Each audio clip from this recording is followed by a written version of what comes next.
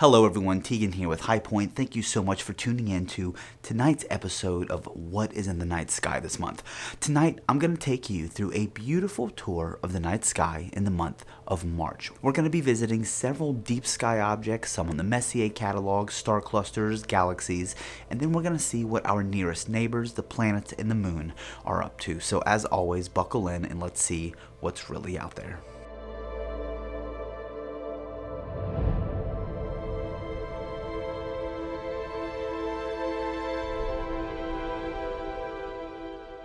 So for our first stop on this tour in the month of March, we are going to be staying within the realm of our own solar system. We're going to take a look at the planets and the moon. Unfortunately, Neptune is too close to the sun to be visible this month, but binocular observers may catch Mercury shortly after sunset, very low in the west during the first few days of the month. You'll find it lower to the right of Venus, which is visited by a waxing crescent moon on the 19th and the 20th. As Venus climbs away from the sun, Saturn sinks toward it, with the two just being a degree apart on March 7th and March 8th.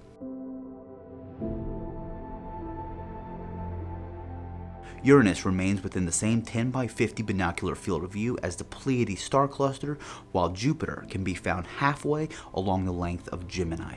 Look for a first quarter moon nearby on the 25th and 26th. Mercury creeps into the eastern pre-dawn sky around mid-month with a thin crescent moon to its right on the 17th. Mars may also be barely visible at the end of the month as well, but will be too low and too faint to be easily seen. There's a full worm moon in Leo on the 3rd, and then it turns new in Pisces on the 18th. So those are the planets that we can expect to see in the month of March. But what about the moon? Now, the moon turns full on March 3rd, but for most of those in North America, it comes with a surprise: a total lunar eclipse.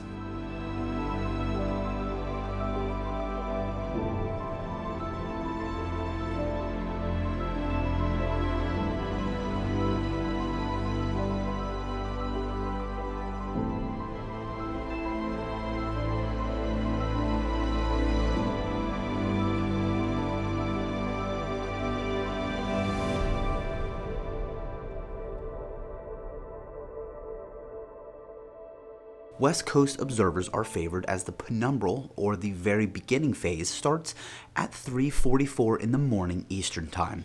By the time the eclipse enters totality at 6:05 in the morning Eastern Time, the moon will be on the western horizon for many on the East Coast, while those in the Midwest and the West will have the opportunity to enjoy the eclipse a little while longer.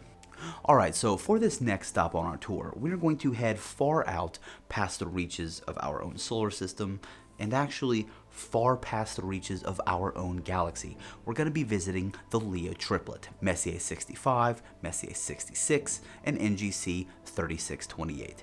A favorite target for both astrophotographers and visual observers, the Leo Triplet of galaxies nearly fits within the same low-power field of view.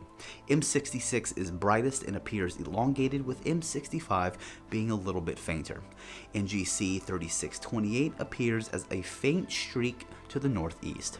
Now, obviously, Charles Messier, the French astronomer who discovered these objects, decided to include Messier 65 and Messier 66 in his catalog, but why he didn't include NGC 3628 remains a mystery. Some report that he didn't believe it looked like a comet, since he was just chasing comet-shaped objects, and others report that maybe from his Paris location, he simply missed it. So for this next stop, we're going to stay away from the realms of our own galaxy, and we're going to take a look at another Messier object, Messier 108. Close to both the star Merak and Messier 97, the Owl Nebula in Ursa Major, this edge-on galaxy can be seen in small telescopes, while larger apertures will show texture in its halo and an offset core split in two. As with many galaxies, astrophotographers will need to invest both exposure and processing time to get the best out of this one. You can find it just 1.5 degrees east-southeast of Merak, with the galaxy appearing within the same finer scope field of view as both that star and Messier 97. At magnitude 10.7, you may need to nudge Merak out of sight to allow M108 to become visible. So from Messier 108, we're going to bring it a little bit closer to home. We're going to talk about the Coma cluster, Malat 111. The Coma star cluster is a large, scattered cluster of stars that can be seen with the naked eye from under dark skies, and it represents the hair of Queen Berenices of Egypt. It looks great with a low or medium powered pair of binoculars, with its brightest star, Gamma Coma, appearing at the top of an inverted Y. We always like to mention that star clusters are a great object for both those who live in light pollution and who live under dark skies. But if you can get under dark skies, you will see the contrast between the stars and the dark background of the night sky, and it offers a treat to view. So the last stop on our tour in the month of March tonight is the planetary nebula NGC 3242, or the Ghost of Jupiter. A little tricky to find, the Ghost of Jupiter is so called because it appears the same size as Jupiter in the night sky. Smaller scopes will show a bright bluish disk, while medium-sized and larger scopes will show the central star encircled by a ring. As for astrophotographers, the Ghost of Jupiter is quite small, so if you do want to capture this nebula and capture it in some detail, you are going to need a larger scope with quite a long focal length. Imaging smaller targets like these can be somewhat challenging, but if you have the right equipment, it can look pretty awesome. So that is our tour of the night sky in the month of March. We thank you so much for tuning in. If you have any questions, please let us know below in the comments, or if you've been able to see or photograph any of these objects, we would like to know that as well. Let us know where you were or what equipment that you were using when you spotted them. We love to hear your stories. So again, I am Teagan with High Point. Thank you so much for tuning in, and clear skies.